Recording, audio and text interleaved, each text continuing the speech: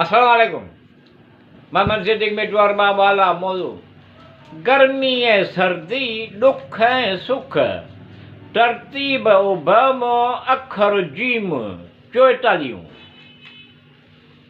वाह कंहिं ख़ूब चयो आहे, सिज उभरण खां पहिरीं मज़दूर जो संदसि कम ते वञणु।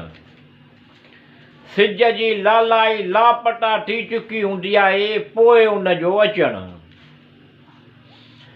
उन माण्हूअ सालनि खां ॿुॾंदड़ सिज जी लालाई न ॾिठी आहे। उन माण्हूअ सालनि खां ॿुॾंदड़ सिज जी लालाई न ॾिठी आहे।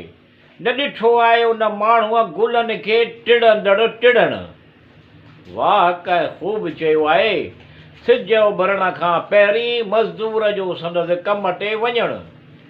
सिज जी लालाई लापता थी चुकी हूंदी आहे, पोइ उन जो अचणु। खिलंदड़ पंखिड़ियुनि खे हिन कॾहिं शबनम जो हिकु कतरो न ॾिठो आहे। खिलंदड़ पंखिड़ियुनि ते हिन कॾहिं शबनम जो हिकु कतरो न ॾिठो आहे। छिलकंदड़ अखियुनि मां वहंदड़ लालाई न ॾिठी आहे, न ॾिसणु। वाह कंहिं ख़ूब चयो आहे, सिज उभरण खां पहिरीं मज़दूर जो संदसि कम ते वञणु। सिज जी लालाई लापता थी चुकी हूंदी आहे, पोइ उन जो अचणु। हिक ॿिए जे ख़्यालनि खां आशनाई अॻिते वधण जो शऊर पैदा करणु। हिक ॿिए जे ख़्यालनि खां आशनाई अॻिते वधण जो शऊर पैदा करणु। हिक ॿिए जे ख़्यालनि खे परूड़नि सघणु, अॻिते वधणु, तदबीरूं सोचणु। वाह कंहिं ख़ूब चयो आहे, सिज उभरण खां पहिरीं मज़दूर जो संदसि कम ते वञणु। सिज जी लालाई लापता थी चुकी हूंदी आहे, पोइ उन जो अचणु। मोहबत जे मतवालनि वटि हिकु निहायत आला दर्जो रखे थी।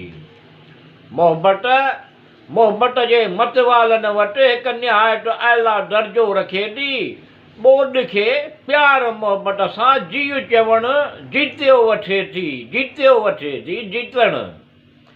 वाह कंहिं ख़ूब चयो आहे, सिज उभरण खां पहिरीं मज़दूर जो संदसि कम ते वञणु। सिज जी लालाई लापता थी चुकी हूंदी आहे, पोइ उन जो अचणु। ॾिसंदो रहंदो आहियां हथनि जूं लकीरूं राति ऐं ॾींहं। ॾिसंदो रहंदो आहियां हथनि जूं लकीरूं राति ऐं ॾींहं, त नज़ाकत ऐं धीमे धीमे ख़ुशबूइ वणंदड़ जी ख़ुशहाल थियणु।